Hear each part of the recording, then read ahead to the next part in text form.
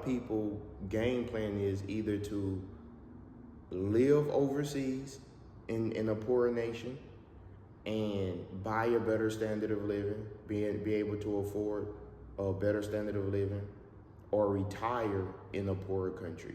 Now I want you to think about this for a second. This is another form of the displacement of the locals, okay? Because people are going to leave their rich country. So like me, I'm born in the United States, okay?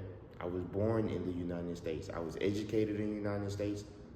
I am an American. My parents are both Americans. My grandparents, we have a long line of history being in the United States, right? Okay.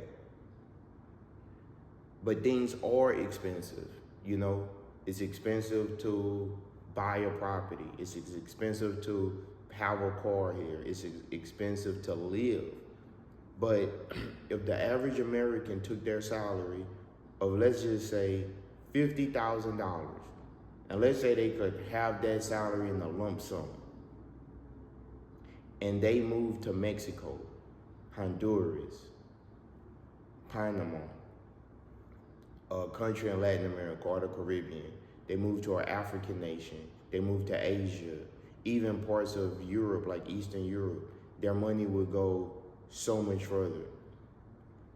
They probably, off 1 year of an American salary, could probably live 2 to 3 years overseas, or at minimum, they could start a new life. They could buy a property, they could travel, they could experience comforts and joys because the currency is worth more that the locals could never experience. So it's displacing the locals, but then it's also bringing money to the locals also. Now, so it's two factors.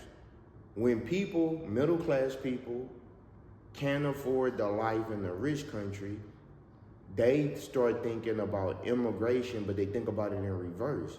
They're like, hey, if I go to this Latin American country, this Caribbean country, this African nation, if I go to a country in Asia, my money is worth more. I could live a better life.